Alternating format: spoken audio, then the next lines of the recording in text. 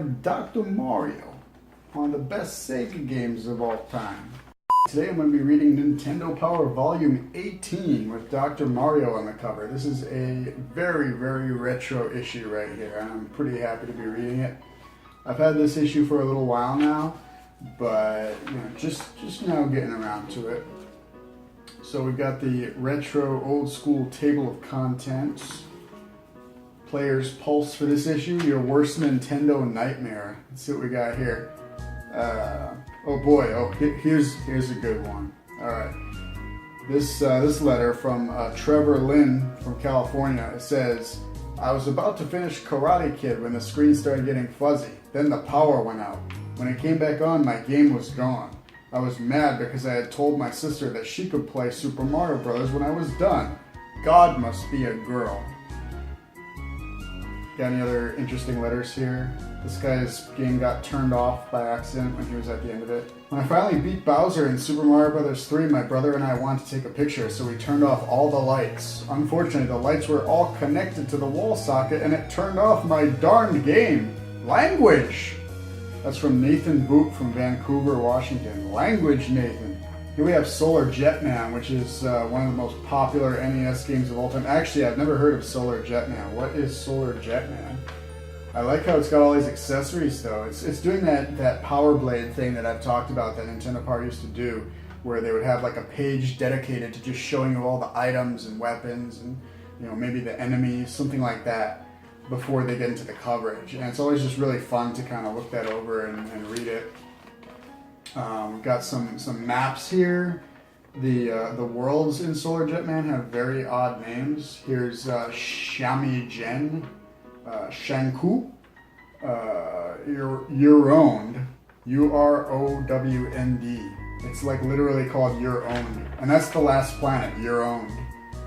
Okay, and then the planet before that is called Mipplzer. Here's Little Nemo's Dream Master. I actually very briefly played this game when I was like 12 years old at a friend's house. He insisted that this game was like really amazing, and I tried it, and it probably was good, but it wasn't like Mario or Mega Man, so I kind of dismissed it. I was like, nah, I don't want to play this. The interesting thing about this game is that it takes place in a bunch of like dreamscapes, so you're going on like an underwater adventure and a train ride, and I'm pretty sure that the main character is just like asleep the whole time. And at the end he fights this nightmare guy. I like the way so many old NES games have like a giant final boss. I don't know if you can really see this, but yeah, they have like this giant final boss that takes up most of the screen and doesn't move. Usually they don't move. So here we've got Counselor's Corner with Super Mario Bros. 3 warp whistles. One of the most crucial things to know about Super Mario Bros. 3. Where are the warp whistles? Well, right here. Tells you where they are. Pretty cool. What's up, buddy? I don't think you guys can see this, but I've got a cat just kind of hanging out. Oh, what? Alright, come here. Oh. Alright, here we go. I can't let you claw the magazine, though, because it's very delicate.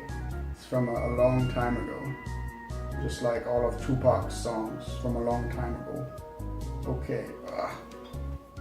Alright, buddy. this guy. So anyway, we've also got Chrysalis. You want to get down? Alright. And what else do we have? Tombs and Treasure, a game that I have never heard of. We've got Brian Anderson, who sounds like a Fast and Furious character. We've got Lee Douglas with a feathery mullet. We've got Sean Bloom, also with a feathery mullet. And then we've got Kirk Starr, also with a feathery mullet. His best NES accomplishment, finished Mega Man 2 with one man.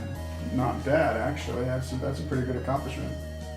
Just fix the xenomorph here. By the way, in case you're wondering what these action figures are, I've got 2 xenomorphs, 2 Predators, and 2 Terminators. So I figured I would kind of like pay tribute to Stan Winston in this episode. Anyway, onward. We've got Dr. Mario, who is known for prescribing way too many prescriptions. He's gotten into some trouble for that, as I understand. So we've got Mario and Luigi playing the NES. This is cool stuff. This is a great game, too. It's a game that I never really played as a kid, but as an adult, once I started to appreciate puzzle games a little more, I really got into Dr. Mario, and I found it to be a really terrific game, actually. We've even got Dr. Mario for the Game Boy. Usually these Game Boy games were very scaled down versions of the NES originals, but in this case, for a puzzle game like this, it might be okay. Except it also might be hard to tell the colors of the viruses. I don't know. Either way, here's RoboCop. Cool. RoboCop is yet another thing from this time period that I just never really got into.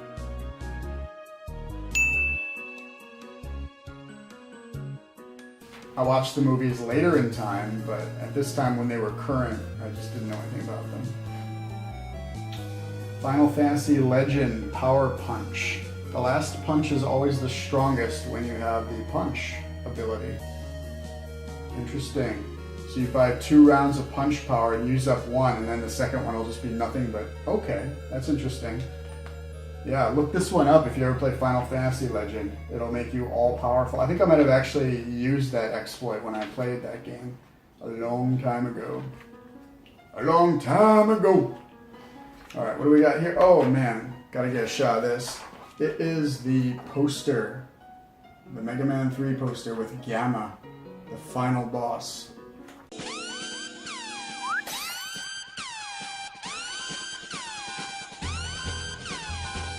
So here we've got coverage of Castlevania 3, Dracula's Curse. And when I say coverage, I mean they cover everything. This is like a massive amount of coverage. They devoted a ton of pages to this. Great picture right here. Whichever Belmont it is in this game, staring down Dracula. Okay, here's our answer. Trevor Belmont is the hero of this particular game. Yeah, this covers the entire game as far as I know. You've got maps of every single level. You've got drawings of the enemies, which is really cool. Some very peculiar looking monsters here. I want to get a couple close-up shots of those guys. But I have to say, they make this game look so atmospheric here. See that the purple color scheme, and it goes perfectly with the way the game mostly takes place at night. Mostly. It's an extremely difficult game. I mean, I played it a few years ago. I finished it, but I'm not sure if I really enjoyed it a whole lot because the difficulty was so high. But you know what? I think if I'd had the power with me when I played it, if I'd had this issue, I think I would have had a much easier time getting through it. And it definitely would have been more interesting to me to have this to supplement the game, because this coverage just really adds so much atmosphere. You know, just I can't even tell you. Well, I am telling you right now. Just so much atmosphere. It's really good stuff. Here's Alucard, who goes on to star in some very cool games later on. A lot of vertical levels late in the game. So yeah, Castlevania, the coverage just keeps going. Wow. Top 30. This month we've got Super Mario Bros. 3, Final Fantasy, and Mega Man 2. By the way, I should have said this at the beginning of the episode, and I'm going to have to start getting into the habit of doing this going forward. When is this magazine? When did it take place? You know, it's volume 18, and it's from November, December 1990. So we're still in the bi-monthly phase of Nintendo Power. November, December 1990, we're a year away from the Super NES. The NES is still reigning supreme. It's got so many good games. Oh my god. Every single game on these 2 pages is like a system seller, practically. Except one. You've got Super Mario Bros. 3, amazing. Final Fantasy, Mega Man 2, Tetris, Ninja Gaiden 2, Ninja Gaiden 1, Super Mario Bros. 2, Zelda 2. Zelda 2 has actually fallen a lot since the first few issues. Zelda 1. Very surprising to see the Zelda games this far down. They're barely in the top 10. Wow. It's the roost is ruled by Mario and Ninja Gaiden and Mega Man and Final Fantasy. Who says that RPGs weren't popular until Final Fantasy VII? I mean, I think people were telling them all along we liked RPGs. Even as early as 1990, we were telling Nintendo, hey, we like RPGs, give us more RPGs. I think the fans were always pretty clear about that. And then at number 10, we've got Teenage Mutant Ninja Turtles, which That's the only game out of the top 10 that's not great. I mean, say what you will about Zelda 2, I thought it was great. That game did not age well, Ninja Turtles, not about Zelda 2. You're gonna have to edit this part. Now, say what you will about Zelda 2. You know, I think Zelda 2 is great, a lot of people don't, but I think it was great. But Ninja Turtles, undisputed that it has not really aged well. But at the time, it seemed a lot better than it was, you know. So it's understandable that it would be in the top 10. And here we've got some interesting stuff. Super Mario Brothers 3 Tricks. And I think we already did classified information, so we have like 2 classified informations in this issue. That's surprising. 2 Bowsers. You can actually fly over the door that leads to Bowser's chamber, over a wall. And then on the other side is another Bowser. Although I'm pretty sure it's the same Bowser, it's just taking the door would warp you to the other side of the wall. But, you know, regardless. Maybe you can fight that Bowser and then go back over the wall and go through the door and fight the original Bowser. I don't know. So yeah, we've got a music sound test for Ninja Gaiden 2. That's awesome. I love sound tests. When I found out what a sound test was back in like 1995 or so, it was when I was playing Kirby's Dream Land 2. And after you finish Kirby's Dream Land 2, you get access to a sound test. And I really liked the soundtrack of that game, so I spent a lot of time just listening to the music, just bringing up my Game Boy and playing music from Kirby's Dream Land 2. And from that point on, I was pretty much in love with sound tests. Anyway, we're done with classified information. We're on to now playing Street Fighter 2010. Apparently is a new release. As the super athletic Street Fighter, Ken, you must take on a horde of mutants in a futuristic battleground. The action is similar to Capcom's Bionic Commando and Strider. Destiny of an Emperor. Travel back to 18th century China in this role-playing adventure focusing on the power struggles of competing Chinese warlords. You are Liu Bei, a descendant of the Han Dynasty. Your goal is to gather an army, gain experience, and take on the evil Yellow Scarves led by Zhang Zhao. Well, that's like the goal for the first, 2 hours.